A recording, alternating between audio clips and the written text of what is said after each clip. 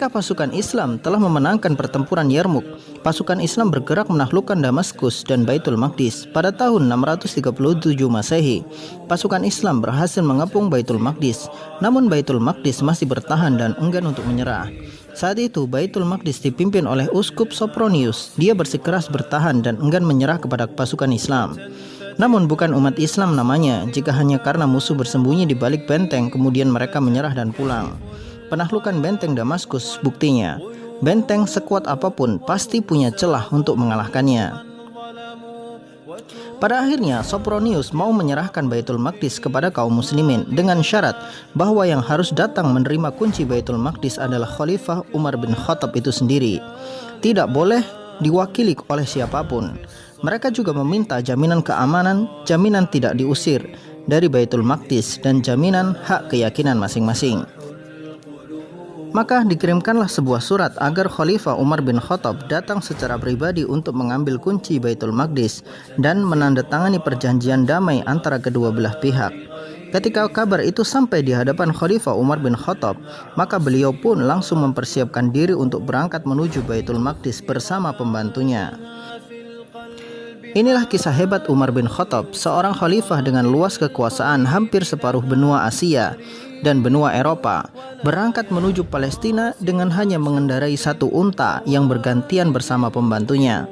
Khalifah Umar hanya membawa bekal air, roti kering, dan kurma, serta sedikit dinar dan dirham.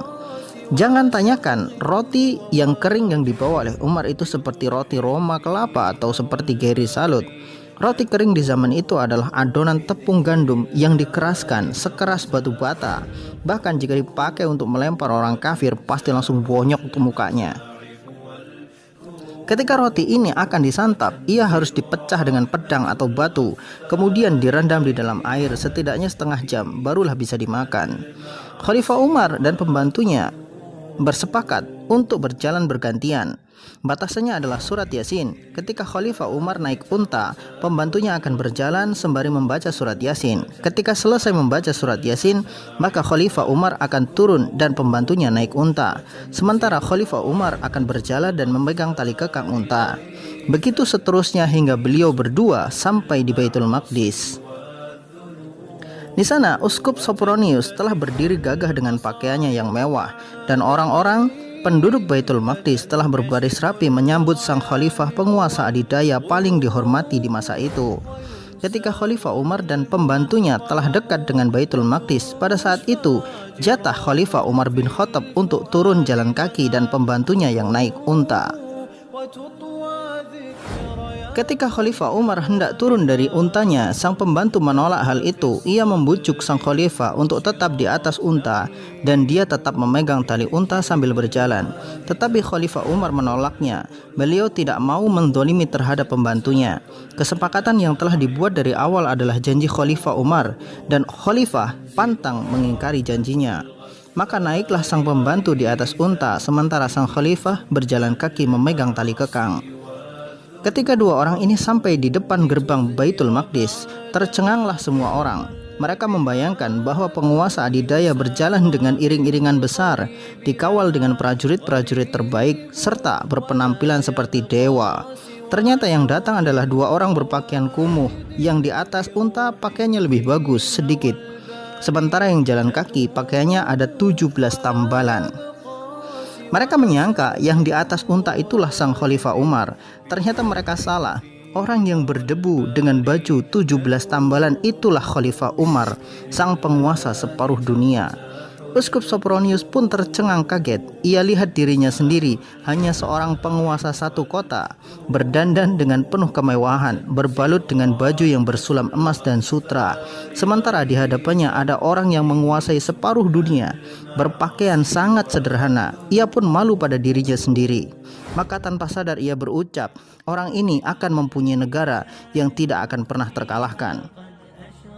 Uskup Sopronius membandingkan Khalifah Umar dengan penguasa-penguasa dahulu yang datang untuk menaklukkan Baitul Maqdis.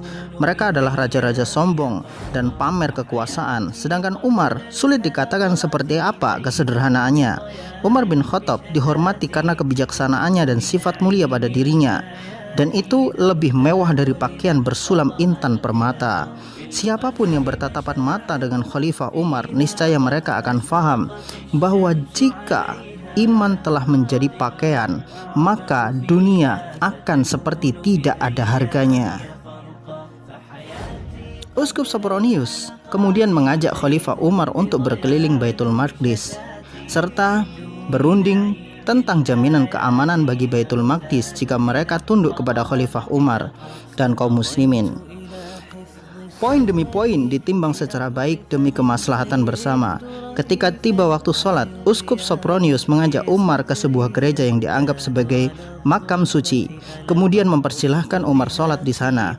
Namun Khalifah Umar menolak. Beliau khawatir nantinya akan timbul fitnah, maka beliau sholat di luar gereja. Adapun isi perjanjian yang telah dibuat antara Amirul Mukminin Umar bin Khattab radhiyallahu anhu dengan Uskup Sopronius adalah Bismillahirrahmanirrahim. Ini adalah jaminan keamanan dari hamba Allah Umar Amirul Mukminin kepada penduduk Yerusalem. Umar memberikan jaminan terhadap jiwa mereka, harta, gereja-gereja, salib-salib, orang-orang yang lemah, dan mereka tidak dipaksa meninggalkan agama mereka.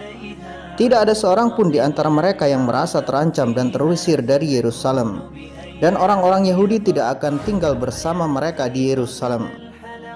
Penduduk Yerusalem diwajibkan membayar pajak sebagaimana penduduk kota-kota lainnya. Mereka juga harus mengeluarkan orang-orang Bizantium dan orang-orang perampok. Orang-orang Yerusalem yang tetap ingin tinggal di wilayah Bizantium, mereka boleh membawa barang-barang dan salib-salib mereka. Mereka dijamin aman sampai mereka tiba di wilayah Bizantium. Setelah itu mereka pun masih diperbolehkan kembali ke Yerusalem jika ingin berkumpul dengan keluarga mereka. Namun mereka wajib membayar pajak sebagaimana penduduk yang lainnya. Apabila mereka membayar pajak sesuai dengan kewajiban, maka persyaratan yang tercantum di dalam surat ini adalah di bawah perjanjian Allah, Rasulnya, Khalifah, dan umat Islam.